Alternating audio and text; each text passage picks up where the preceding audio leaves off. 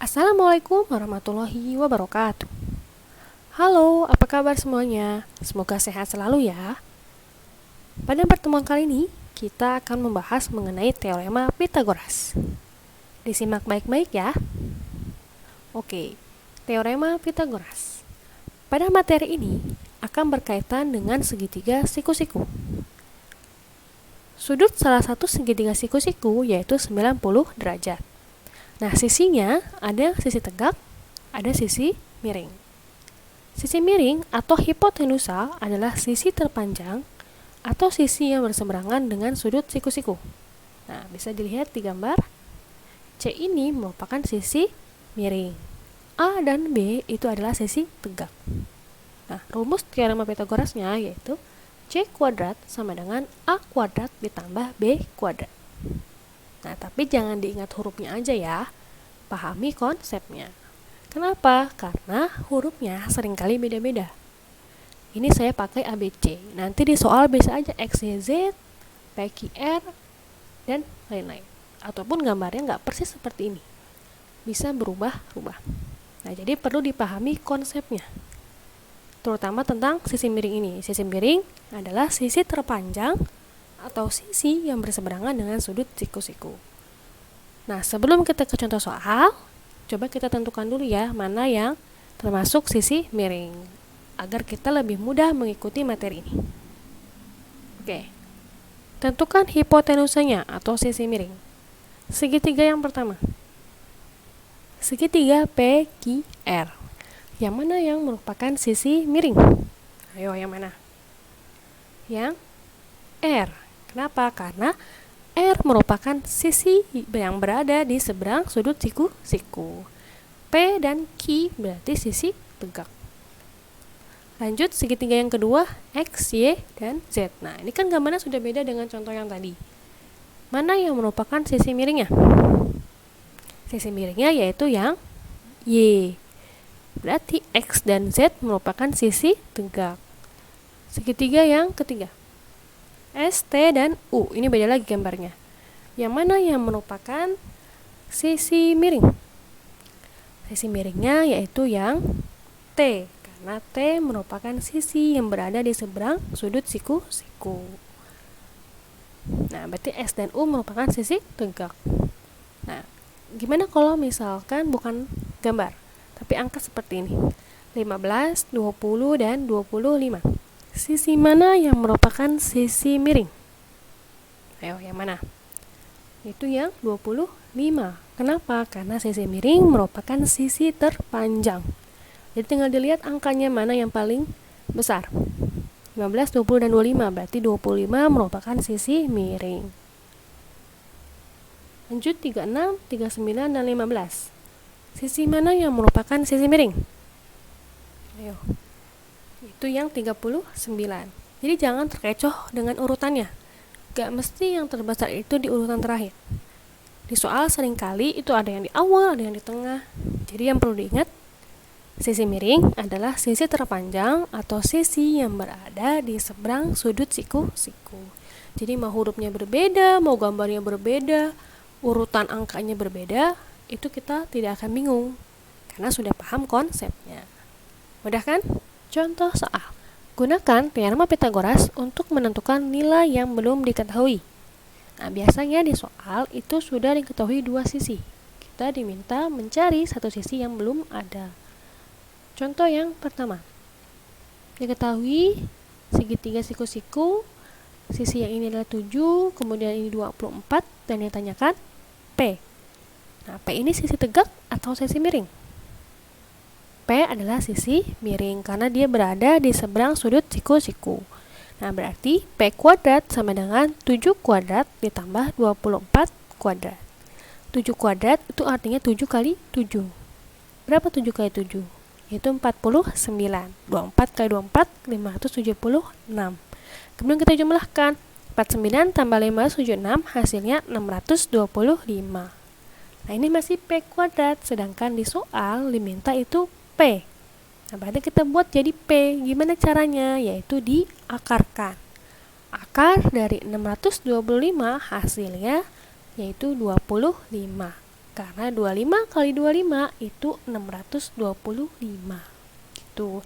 Selesai sampai sini. Berarti nilai P-nya yaitu 25. Gimana? Paham? Mudah kan? Masih bingung cara mencari nilai 25 ini gimana? Oke, saya bahas ya. Gimana cara mendapatkan 25 ini. Cara menentukan akar pangkat 2 dari bilangan 100 sampai 10.000. Ya, ini caranya berlaku untuk akar pangkat 2. Nah, kita contohkan angka yang sama. Akar dari 625. Jawabannya pasti akan ada 2 digit. Pokoknya dari 100 sampai 10.000 jawabannya pasti 2 digit. Kemudian kita buat nih kuadrat dari 0 sampai 9. Itu untuk menjadi patokan ketika kita mencari akarnya nanti. Jadi 0 kuadrat sama dengan 0, 1 kuadrat sama dengan 1. Dan seterusnya sampai 9 kuadrat. Nah, langkah selanjutnya yaitu kita buat pembatas. Buat pembatas 2 angka dari belakang. Ya, hitungnya dari belakang, 2 angka dari belakang. Berarti kita kasih pembatas di sini. Kemudian angka depannya kan 6. Nah, berapa kuadrat yang hasilnya 6 atau mendekati 6? Kemudian hasilnya taruh di sini. Berapa kuadrat yang hasilnya 6 atau mendekati 6? Yaitu 4. Ya kan, 2 kuadrat sama dengan 4. Kenapa kita nggak ngambil yang 3 kuadrat? Karena itu melebihi. Ya, kalau mau hasilnya sama dengan 6 atau mendekati 6, jangan melebihi. Oke? Karena yang mendekati itu 2 kuadrat, nah kita taruh di sini 2. Nah, 2 kuadrat itu berapa? 2 kuadrat itu 4, taruh di sini 4, kemudian kita kurangkan. 6 dikurangi 4, hasilnya 2. Nah, sekarang kita bandingkan hasil pengurangan ini dengan angka yang sudah kita peroleh tadi. Nah, 2 dengan 2 kan sama. Karena sama, kita pilih yang lebih besar. Nah, dari mana? Selanjutnya, kita cari angka yang di belakang ini. Kuadrat berapa yang belakangnya ada 5-nya? Ayo, kita lihat yang belakangnya ada 5-nya, yaitu 5 kuadrat. Ada lagi? Tidak ada. Berarti jawabannya itu 5. Karena nggak ada lagi kan angkanya, jadi pasti 5. Berarti akar dari 625 itu 25. Selesai. Paham kan? Kalau misalkan bisa langsung, akar 625 itu 25. Ya nggak apa-apa langsung, tapi kalau misalkan bingung cara mencarinya, bisa gunakan cara ini. Oke? Lanjut ke contoh yang kedua. Gunakan teorema Pythagoras dari segitiga ini. Diketahui ini 12, kemudian 5 dan X. Nah, si X ini sisi tegak apa sisi miring? Sisi miring. Berarti X kuadrat sama dengan 12 kuadrat ditambah 5 kuadrat. Berarti 144 ditambah 25 hasilnya 169. Berapa akar dari 169? Ayo, kita gunakan cara yang tadi ya. Akar 169, jawabannya pasti 2 digit. Kemudian kita kasih pembatas 2 angka dari belakang. Nah, berarti angka depannya 1. Berapa kuadrat yang sama dengan 1 atau mendekati 1? Yaitu 1 kuadrat. Nah, kita taruh sini, berarti 1. 1 kuadrat itu hasilnya 1. Kemudian dikurangkan. 1 dikurangi 1 hasilnya 0. Kemudian kita bandingkan 0 dengan 1. Lebih besar apa lebih kecil? 0 lebih kecil dari 1. Berarti kita pilih yang lebih kecil. Langkah selanjutnya, kita cari si 9 ini. Kuadrat berapa yang belakangnya 9? Ada 3 kuadrat. Kemudian ada 7 kuadrat. Ada 2 ya. Berarti ada 3 dan 7. 3 kuadrat itu 9, 7 kuadrat itu 49. Pokoknya cari yang angka belakangnya 9. Oke, ada 2. Karena tadi lebih kecil, kita pilih yang lebih kecil. Berarti 3 apa 7? Jawabannya itu 3. Berarti akar dari 169 itu 13. Selesai. Nilai X-nya itu 13. Udah kan? Nah, kalau misalkan sisanya ini sama dengan angka yang diperoleh, angka pertama yang diperoleh, berarti pilih yang lebih besar. Kalau misalkan lebih kecil, berarti pilih yang lebih kecil. Contoh yang ketiga. Diketahui segitiga berikut, di sininya 6, 10, dan ini nilai X-nya. Nah, berarti ini sisi tegak apa sisi miring? Sisi tegak. Berarti sisi miringnya yang mana? 6 apa 10? Yang 10, karena dia berada di seberang sudut siku-siku. Berarti 10 kuadrat sama dengan X kuadrat ditambah 6 kuadrat. Nah, kita ubah posisinya biar jadi X sama dengan. Gimana caranya? Berarti si 6 ini kita pindah. Nah, 6 pindah ke sebelah kiri. Berarti jadi min 6 kuadrat. 10 kuadrat dikurang 6 kuadrat sama dengan X kuadrat. Nah, berarti 10 kuadrat itu 100, 100 dikurangi 36. Berapa 100 kurangi 36? Hasilnya 64. Nah, akar dari 64 itu 8. Berarti X-nya sama dengan 8. Selesai. Jadi kalau misalkan angkanya mudah, atau kalian ingat nih, akar 169 itu 13, akar 144 itu 12. Akar 81 itu 9, itu bisa langsung dijawab. Tapi kalau misalkan bingung, bisa buat tabel dulu seperti ini, atau dicari akarnya seperti ini. Gitu. Contoh berikutnya. Diketahui Reno sedang bermain enggrang. Ketika berjalan, ternyata enggrang tersebut membentuk segitiga siku-siku.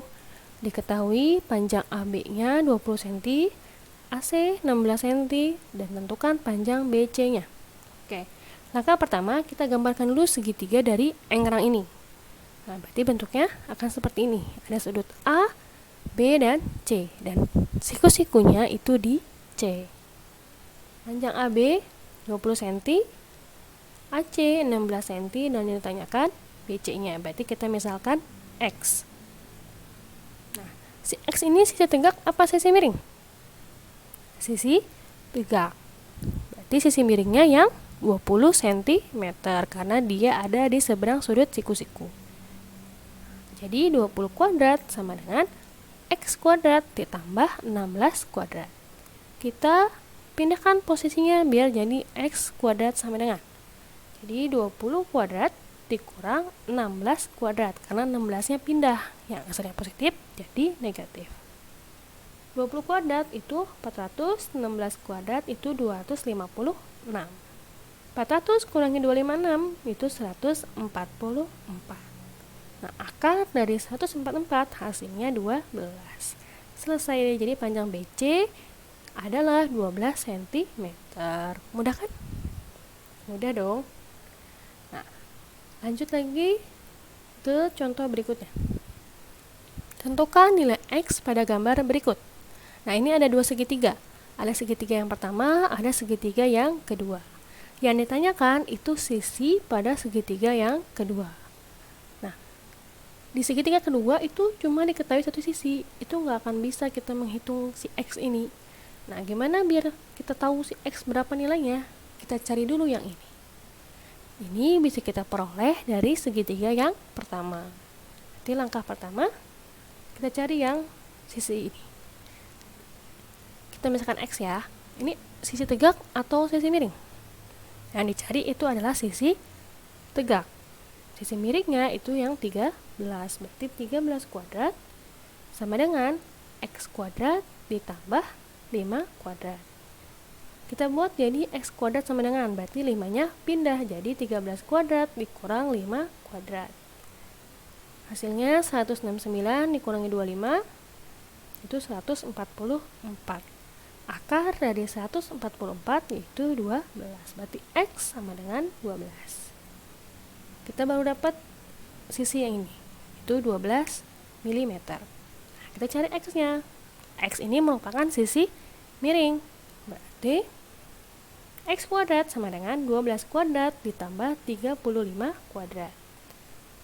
Yaitu 144 ditambah 1225 hasilnya 1369. Nah, ini udah ribuan nih. Coba kita pakai cara yang tadi ya untuk mencari akar dari 1369. Oke, langkahnya masih sama.